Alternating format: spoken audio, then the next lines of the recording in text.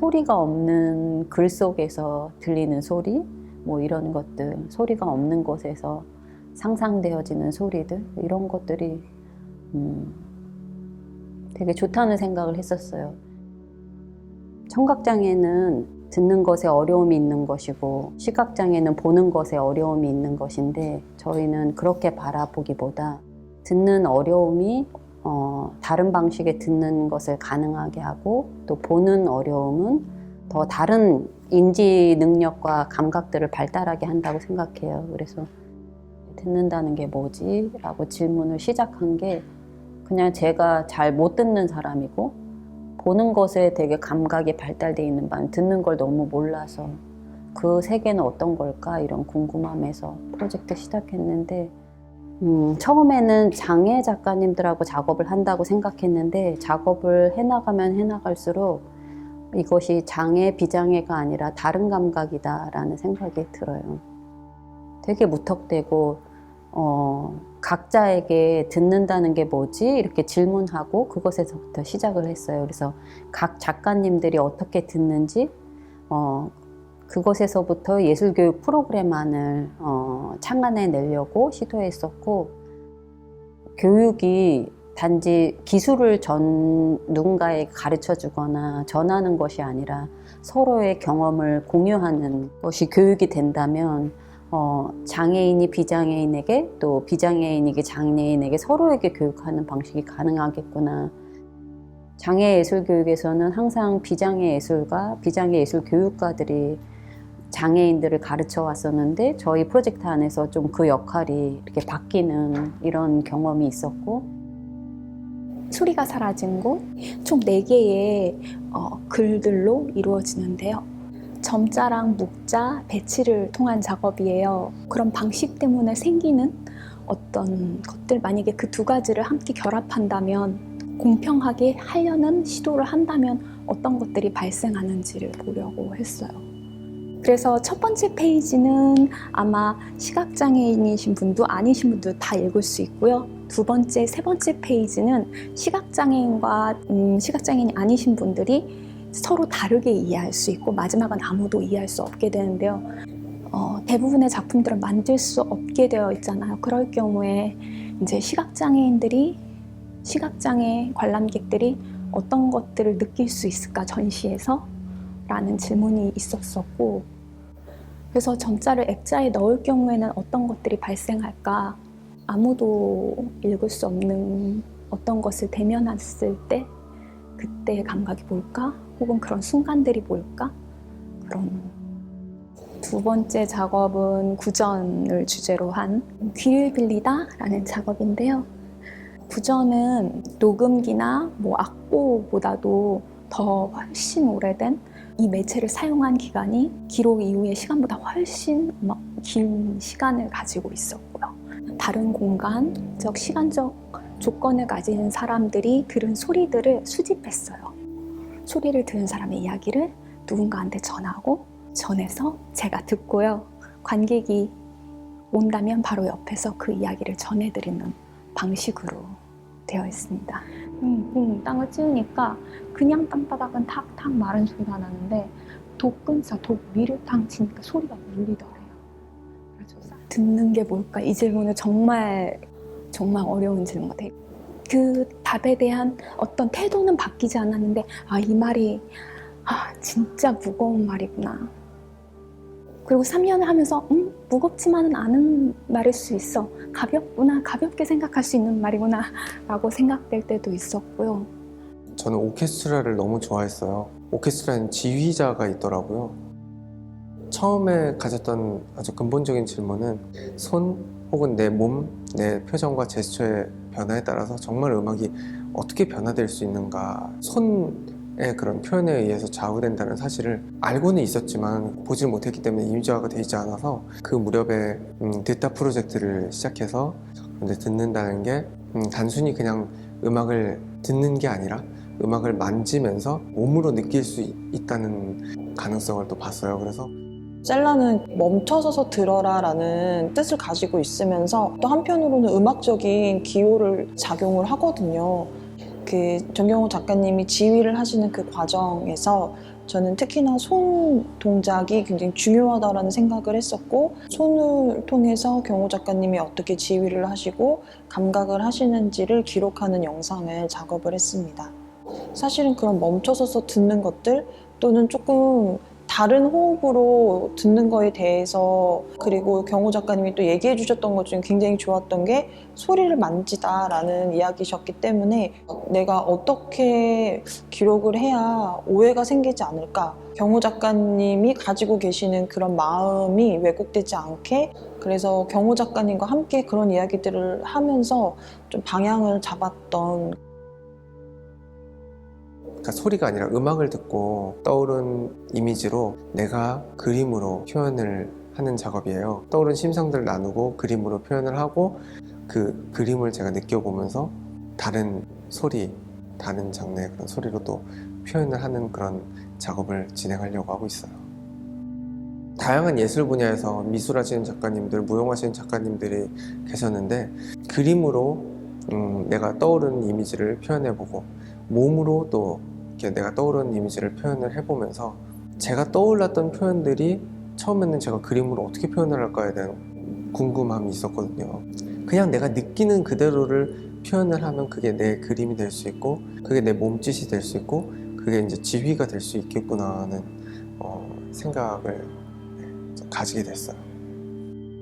저한테 듣는다는 건 살아가는 거겠죠, 아무래도. 왜냐면 주변에서 일어나는 사건, 또 환경, 인지할 수 있는 다양한 부분들이 80%는 이제 듣는 걸로 이제 저는 의존을 하기 때문에, 음악을 대하면서 이제 듣는다에 대해서 좀 생각을 해보면, 듣는다는 건 만진다.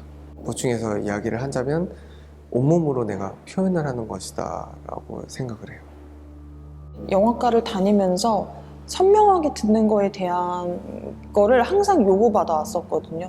그러다 보니까 저한테는 어떤 의미에서 듣는 것이 굉장히 스트레스이기도 했었거든요. 경호 작가님은 그 감각을 통해서 보고자 하시잖아요. 근데 그런 것들을 굉장히 섬세하고 세밀하고 열정적으로 감각하시려고 노력하시거든요. 그러다 보니까 제가 지금까지 살면서 살아왔던 태도에 대해서 고민을 하게 됐던 순간도 있었던 것 같아요. 조금 더 세상과 마주보는 그런 순간들이 있어야겠구나라는 생각을 하면서 오히려 굉장히 저에게도 어떤 다른 시선으로 살아갈 수 있는 그런 방향성을 제시해 준 것 같아서 너무 좋았습니다. 네. 예, 이번 작업은 고하라 작가님하고 같이 협업을 했는데요. 어떤 수어를 이제 글자적으로 표현하는 목표로 작업을 했어요. 그래서 수어 같은 경우에는 정말 그 움직임 자체가 기호가 되는 소통 체계이기 때문에 문자적으로 표현을 하면 어떻게 할 수 있을까라는 궁금함이 많이 컸어요. 그래서 그런 움직임이 다 반영이 돼서 좋은 어떤 이미지로 나올 수 있지 않았나? 문자는 어떤 흔적, 벽이라든지 판이라든지 이 종이 위에 그려놓은 어떤 흔적들이죠. 쓸 때는 분명히 움직임들이 있었지만 기본적으로 흔적이고 다 이렇게 정지가 되어 있는 것 같아요. 반면에 수어는 정말 굉장히 말 그대로 라이브한 그 실시간으로 통이 이루어지는, 어떻게 보면은 문자를 다루는 제 입장에서는 굉장히 좀 흥미로운 기호 체계였어요. 그래서 움직임 자체인 수어와 또 제가 이제 많이 다루는 그런 문자와 그 접점이 뭘까? 이번에 그 사진 기법을 많이 이용하긴 했지만 수어가 그리는 궤적들을 한번 담아보기로 했었습니다. 그래서 그 수어라는 것은 임시적이고 입체적이고 그런 특징이 갖고 있죠. 그런 점에서 수어와 그런 어떻게 보면 굉장히 이면적인 언어인데, 사진 기법을 통해서 수어의 시작과 끝이 모두 다 나오는, 또 시작과 끝뿐만 아니라 그 사이의 공간, 궤적 이런 게 다 나오는 종이 현장의 차이인 것 같아요. 어떻게 보면은 저도 그 비장애인 사회에 있을 때는 음성 언어가 되게 익숙하지만, 또 제가 그 수어를 쓰는 그런 사회, 이거를 좀 넘나들 수 있는, 제가 그 종이를 마음대로 뒤집을 수 있는 그런 언어인 것 같아요. 네. 이미지를 만들다 보면 어떤 이미지에서 소리가 들릴 때가 있어요. 그러니까 귀로 들리는 게 아닌데 그냥 어떤 소리가 느껴지는 그런 이미지들이 분명히 있거든요. 그래서 보이는 것에서도 들린다? 이런 좀 생각을 많이 하게 됐었어요. 네, 막연한 것 같아요. 그래서 듣는다는 것도 어떻게 보면 그 소리가 아니라 모든 사물이나 공기까지 통해서도 전달이 되는 그런 진동인데, 이제 이 듣다 프로젝트를 통해서 듣는다는 거는 답이 없고 굉장히 주관적이고, 또 상대방이 얘기를 들어보면 또 그거는 굉장히 또 상대적이기도 하고. 음의 이름이 있죠. 도, 레, 미, 파, 솔, 라, 시. 라틴 문화 가진 나라에서 쓰이는 기법이에요.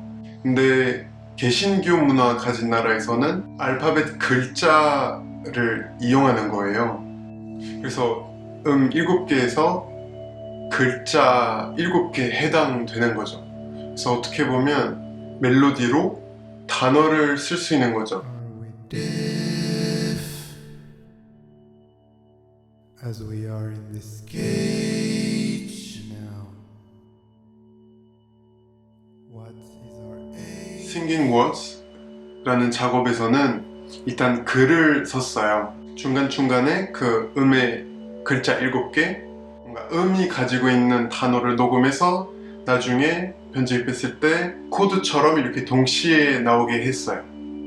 그래서 이런 실험으로 뭔가 다양한 언어들 만나게 해서 서로의 구조적인 관계에 대해서 뭐 질문할 수 있지 않을까? 듣다라는 단어를 불어로 번역하면 2가지 단어 나와요. 하나는 entendre, 수동이고 들리다랑 아주 가까운 동사죠. 그리고 écouter, 그거 반대로 능동적이고 뭔가 의도적인 행동이죠. 영어랑 마찬가지인 게 hear하고 listen의 차이죠. 한국어로는 뭔가 그 차이가 그렇게 뚜렷하진 않아서 뭔가 좀 더 넓은 느낌이 들어요. 뭔가 같은 동사인데 다양한 뜻이나 뉘앙스로 쓸 수 있어서 뭔가 청각적 세계에 관련된 단어뿐만 아니고 뭔가 포함하는 개념으로 볼 수 있을 것 같아요. 듣다라는 말이 이렇게 다양한 매체를 이용하는 작업들 모이게 하는 프로젝트에서 뭔가 잘 맞는 제목이라고 생각해요. 첫 번째 작업은 글자 풍경인데요.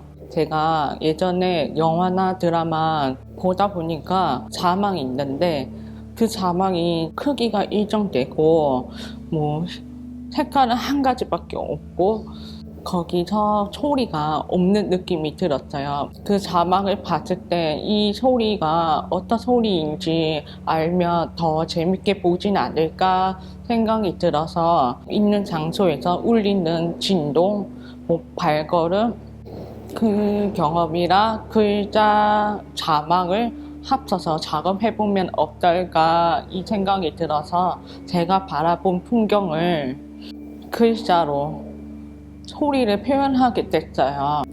들리진 않기 때문에 들린다. 소리는 눈으로 보고 몸으로 느낄 수 있다. 거기서 시작하게 됐어요. 이 모든 오감으로 소리를 다 듣는다. 이게 저한테 와닿았어요.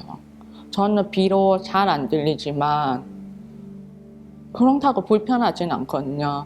뭐 꼭 잘 못 듣더라도 다른 감각으로 소리를 충분히 즐길 수 있고 느낄 수 있다고 생각해요.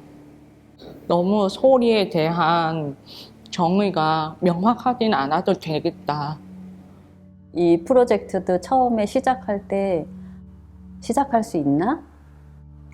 근데 그냥 그 질문 자체가 굉장히 좋고 작가님들로부터 나오는 많은 이야기들, 호기심들이 변해가는 과정들을 바라보는 게 즐거워요. 저뿐만 아니라 저희 모두가 다 그러고 있을 것 같은데 아직도 계속 듣는다는 게 뭘까 질문을 찾아 나가고 있는 것 같아요. 정답을 찾기보다는 사람들을 만날 때마다 다른 감각을 발견하는 것 같아요. 그게 너무 재미있고 그게 작업화되는 과정도 재미있는 것 같아요.